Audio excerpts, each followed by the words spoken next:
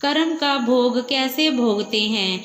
एक समय की बात है, एक पति पत्नी थे। पति जंगल से अपने घर की तरफ जा रहे थे। चलते चलते उन्हें एक पेड़ के नीचे विश्राम करने का सोचा। पति अपनी पत्नी की गोद में अपना सर रखकर सो गया। तभी वहां पर एक योद्धा आया। योद्धा भी विश्राम करने के लिए पास वाले पेड़ के नीचे बैठ गया। पत्नी उस योद्धा से कहती है, मैंने कभी अपने जीवन में तलवार नहीं देखा। क्या आप मुझे कुछ समय के लिए अपनी तलवार देखने का मौका देंगे। योद्धा को उस औरत की बातों पर विश्वास हो जाता है और वह तलवार उस औरत को देखने के लिए देता है।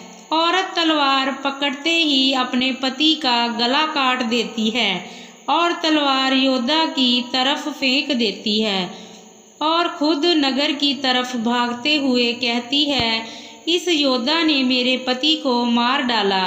ये बात राजा तक पहुंची। राजा ने उस औरत की बात को सुना और योद्धा को दोषी ठहराया। राजा ने अपने सलाहकार से पूछा, उचित सजा क्या होनी चाहिए। सलाहकार ने कहा, महाराज, इस योद्धा ने अपनी तलवार से औरत के पति की हत्या की है तो इसकी दोनों बाजुओं को काट देना चाहिए ताकि वह कभी तलवार ना चला सके।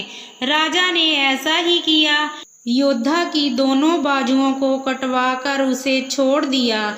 जब योद्धा की बाजू काट दी जाती है तो वह उस पीड़ा और अपमान को सहन नहीं कर पाता और पहाड़ी से कूदकर आत्महत्या करने की सोचता है। लेकिन रास्ते में उसे एक साधु रोक लेता है। उस योद्धा को बताता है कि उसे उसकी स्थिति का पता है और उसे ध्यान लगाने को कहता है। योद्धा साधु से पूछता है, बाबा, मेरी गलती क्या है। मैंने उसके पति को नहीं मारा, फिर भी मुझे सजा क्यों मिली। बाबा उस योद्धा को उसके पूर्व जन्म की कहानी सुनाते हैं। साधु कहते हैं कि पूर्व जन्म में ये औरत एक गाय थी, उसका पति कसाई था और तुम एक पहलवान थे।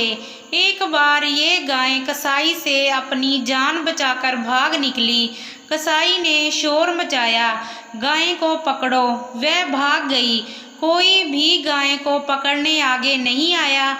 सब जानते थे कि ये गाय को पकड़कर मार देगा, पर तुमने अपनी शक्ति का प्रदर्शन करने के लिए आगे आए और अपनी बाजुओं से उस गाय के सींग पकड़कर उसे रोक दिया और उसे कसाई के हवाले कर दिया। कसाई ने उसे मार दिया। वह गाय उसकी पत्नी के रूप में है और जो कसाई था वो इस जन्म में उसका पति था। उससे अपना बदला लेने आई थी और तुमने उस गाय को अपनी बाजुएं से पकड़ा था, इसलिए उसने तुम्हारी बाजुएं कटवा दी। तुम्हें अपने पिछले जन्म के कर्मों की सजा इस जन्म में भोगनी पड़ रही है। इसलिए कहते हैं कर्म फल भोगना ही पड़ता है, इस जन्म में नहीं तो अगले जन्म में। हमें सदा अच्छे कर्म करने चाहिए। जैसे जिसकी सोच वैसे कर्म, जैसे जिसके कर्म वैसे उसके फल। अगर आपने अभी तक हमारे चैनल को सब्सक्राइब नहीं किया तो प्लीज़ जल्दी से सब्सक्राइब कर लो।